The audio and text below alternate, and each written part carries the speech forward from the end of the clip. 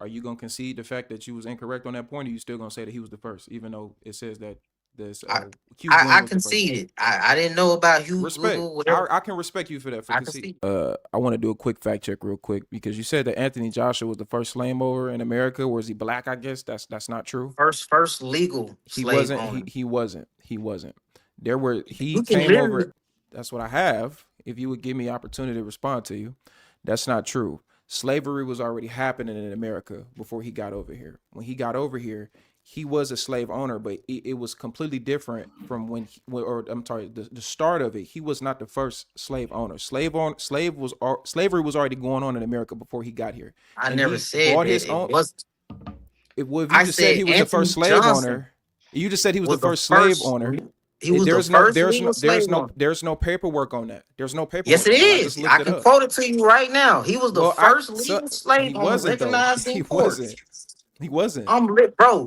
Anybody watching can literally Google this right now. He It was the literally said first it, bro. The legal thing that slave I got owner sent and recognized what I in looked court. up, it says there is no documented first slave owner in America because most of the slave owners were privateers. If somebody is recognized as the first legal owner of something, that means on paper, you saying records and all that, on court documents, on That's paper. like saying the first person Anthony, to murder somebody was this person because he got convicted for it. Like murder ain't been going on for thousands of years. Who was the but first see, person this to is admit? this is Like that's where not a you lose point. me, bro. That's not an argument. Because you're not That's even not an listening to the argument. argument. I You're am not listening to listening the to the argument. You're argument. trying to make Can a I legal speak and documentation finish the paper, but it wasn't argument? even true. It wasn't Bro, even can I true. finish the argument? So you're saying right now it is not true that that man was not the first legal Well, slave owner in America. someone sent me some sources, and I went and looked it up myself, and it seems accurate. And you didn't say legal at first. You didn't say legal at first. You said he was who was you asked both of us, was he not If the I didn't first say black slave legal, owner? that's my fault. If I didn't say legal, I will own it. But he was the first legal slave owner in America, and he was a black man. So That's not what I see. Can you you, show us? So can you show us your sources since you brought it up? how I show you what I'm looking at on my phone? I mean, you could just you should be able to. I don't Brother know. man, do you understand how we classify Let me him just. as the? I want to read this real Go quick, ahead. Taji, and then you got it. From what I see, again, from what I see, it says no one knows for certain. And I've looked this up myself. Somebody sent me something, but I looked it up myself. I looked it up on Google and ChatGPT.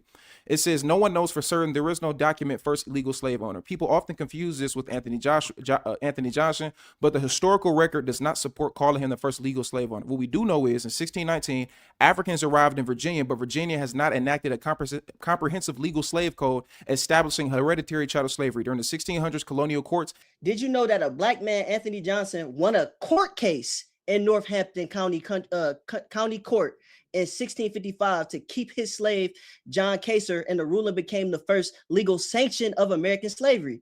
So this is context, okay? First of all, Casor claimed that he was an indentured servant and not purchased as a slave, as Johnson claimed owner, bro. Like, what are you talking about? So context matters. So He was again, the this is these first Dom person. Luker talking points, these No, Alex Jones can I talking points, finish? and we heard this already, He bro. was Like, the you gotta come with first some new person in information, bro. America You to gotta come with some new legally information. prove, like I was saying before. What the fuck you talking about? Y'all talking about I'm moving the goalposts and all this other thing, but this is what y'all keep doing in this whole conversation. I give a point to something. The point is correct, but because I didn't add XYZ to the point, oh, I'm manipulating the information. Brother, if he's on paper as the first legal person in America, as a recognized slave owner in court, that's still the point. Just because I didn't add on to the fact that one of his slaves tried to break their contract, that does not matter. He it still proves that I was right when I said that the first legally recognized slave owner in America was a black man. Now, if I didn't say legally recognized or legal slave owner in America, that is my fault. But at the same time, you cannot dismiss the fact that y'all keep focusing in on that race factor with American slavery, but there were black slave owners. A black man was able to go to court to keep his slaves. My ancestors in America. Like, what was the legal justification? How did they institute slavery? Tell me how it happened. They literally just went over there and started buying people and brought them back to work the farms, work the crops. Like as far as the documentation and all that, I couldn't give you the answer, but I can Wait, give you the so simplified version. why I don't know if I want to go Thomas, not Thomas, so Booker T. Washington or Hannah Arendt, because like the scholars disagree with you. Booker T. Washington's personal testimony explained in the first chapter, the first pages of the book, he explained that it was racialized. He explained that because slavery was racialized, he had to figure out how to make it in this world as a black man. That's the whole premise of Up From Slavery. He talked about how the Moroccan got treated better than him as a black American, even though they had the same shade. And the same thing with the Native American. See, now you're going to discrimination. No. I'm telling you that the policies in America were racial policies. They were. So if they were racial policies and slavery was also a policy, like instituted via policy, legalized. You know what legalized means? Statutory. You know what that means? Constitutional. Do you know what that means? That's legalized, right? Instituted through policy. Then why are you trying to make a special pleading that like American chattel slavery had little to do with race? Why are you doing that? Because if race was the predominant factor of the slave trade in America and the main motivation, like basically what the image that you're painting is that these white people saying that, oh man, we gotta go to Africa specifically to get. They would have took slaves from China if they sold them to them. They would have took slaves from East Africa or Indies. They would have took slaves from whoever would have sold them slaves back then. But their prominent market was Africa because that was just the easiest place and the quickest place to get to buy slaves. And you can't say that race was the sole factor of American slavery when the first person to go to court for slavery and win the court case was a black man. And not only that, they at no point in slavery in America did they say it's illegal for a black person to have slaves. It's illegal for a Native American to have slaves. If Native Americans and blacks had slaves in America during that time frame of 400 years, you can't then make the argument that it was predominantly race. They were just getting the easiest. They literally people had. So- this is so a Dietrich, white. This is So Dietrich, go ahead. real quick, Taji. So Dietrich, and again, I didn't know, so I'm not trying to act like I'm some scholar and I know everything because I damn sure don't know anything. But somebody sent me something else. It says that the first earliest documented slave owner in America was Hugh Gwyn in 1640. The whole Anthony Johnson situation didn't come until 1655. So this was 15 years after the Hugh Gwyn situation. So you would be factually incorrect. Yep. But now, if you want to tell me that I'm wrong, I don't mind you telling me that I'm wrong. But you will have to show me some documentation because from what I see, Hugh Gwyn, 1940, this is the earliest documented case. John Punch, an African servant, ran away with 2 European injured servants. The Virginia court sentenced John Punch to serve Hugh Gwyn for life, while the 2 Europeans received only additional years of service, which kind of proves the point that it was different. If you're looking for the first documented person who legally held someone in lifelong servitude, Hugh Gwyn is the earliest known example. Anthony Johnson didn't come until 1615. So and I'll tell you, somebody told me to look up Hugh Gwyn to my phone. I went and looked it up. That's what it says. So again, I didn't know about scholar, Hugh Gwyn. that's what it says. Wait. But also too, it's like so I have here. This is a white scholar. The chapter in this book, Origins of Totalitarianism, is this is the race thinking before racism chapter, to page 201. In my edition, this is the Mariner Classic. I like to give sites. I like pictures with my stories.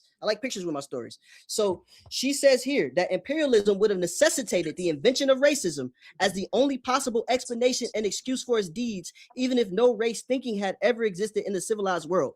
Okay. Now, what does this mean? What is she trying to tell us? She's trying to tell us that yes, they were going and collecting people from around the world and imperializing, and they had race thinking. They thought lesser of the Africans, but they weren't necessarily being racist. And this is also a controversial point that she's making. But they had to institute racism, basically meaning like they had to like make it about a person's genetics, about a person's phenotypical features, or about some aspect of a person's character to justify what it was that they were doing, or else they wouldn't have been able to keep doing it. So that means that, yes, while they collected people from around the world without much thought to like the color of their skin. That's why he says that. I don't fully agree with that, but my point here is that the mainline scholarship, or at least the scholarship that I know in philosophy of race, is they whether they're on the left or the right, they all acknowledge that slavery in America was racialized. They might disagree with why it was racialized, but there is no question at all whether slavery in America was racialized. So your point about Anthony Johnson and all of these things. You're taking a legal case where a person like was smart enough to try to sue somebody on a legal ground.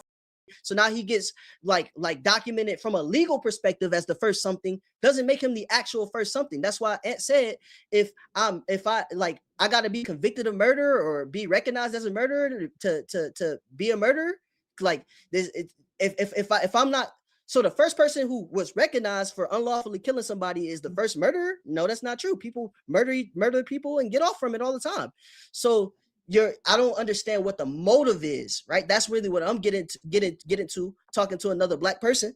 You say you FBA, you might not use the title, but you say that you're from Mississippi and your family's lineage started from 1865 on forward. You know what I'm saying? So I'm trying to talk to you to get you out of the sunken place, brother, because I'm conservative too. I'm the most conservative man on YouTube. I say that all the time, but I'm not. But I'm not gonna let anybody dehumanize me as a black person or tell me about my history when I know better. When I can go read the black people, the white people, the Chinese people, the whoever people, and they all say the same thing about one thing, which is that slavery in America was unique because it was racialized. Alan. Okay. Before you go, Dietrich, real quick, are you gonna concede the fact that you was incorrect on that point, or you still gonna say that he was the first, even though it says that this Hugh Gwyn I was the first? conceded. I didn't know about Hugh. Respect. Whatever. I can respect you for that. For conceding. conceded. All good. Go ahead.